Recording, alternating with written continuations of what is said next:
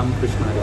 श्री विठ्ठल आणि रुक्मिणी मंदिराचं जतन संवर्धनाचं सध्या काम सुरू आहे. या कामाअंतर्गत जी श्री विठ्ठलाची आणि रुक्मिणी मातेची मूर्ती आहे त्याचंसुद्धा जतन संवर्धनाचं काम सध्या सुरू आहे.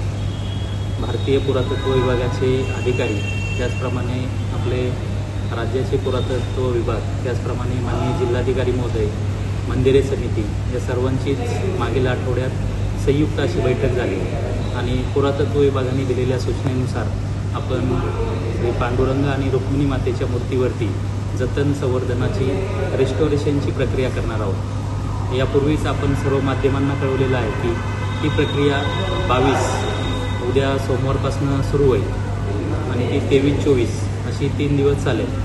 या कालावधीत दिनांक 23 आणि 24 तारखेला पूर्णपणे मंदिरातील दर्शन हे बंद राहणार आहे आणि उद्या सुरुवातीला 22 तारखेला संध्याकाळी 10 वाजेपर्यंत दर्शन सुरू राहील आणि रात्री 10 वाजल्यानंतर दर्शन बंद करून ही मूर्तीवरची प्रक्रिया सुरू करण्यात येईल. यामध्ये आपण जी प्रक्रिया करणार आहोत त्या बाबतीत सर्वच स्थानिक महाराज मंडळी असतील, विविध संघटना असतील, त्यांनासुद्धा या प्रक्रियेबाबतची माहिती बैठकीत सविस्तर दिलेली आहे. तरीसुद्धा काही संघटना, काही महाराज मंडळी विविध न्यायालयात या प्रक्रियेला स्थगिती मिळावी यासाठी गेलेली होती. परंतु मी नमूद करू इच्छितो की गेल्या 2 दिवसामध्ये कोर्टाने सुद्धा त्यांची मागणी फेटाळलेली आहे आणि मंदिरे समिती ही शासन स्थापित असून जी काही प्रक्रिया करते ती पुरातत्व विभागाच्या मार्गदर्शनानुसार, त्यांच्या तज्ज्ञ व्यक्तींच्या सल्ल्यानुसारच करत आहे.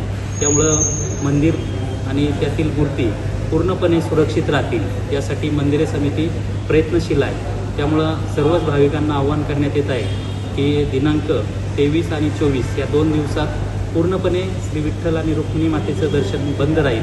तरी आपण सर्व भाविक भक्तांनी या मंदिरे समितीला आणि प्रशासनाला सहकार्य करावं. रामकृष्ण.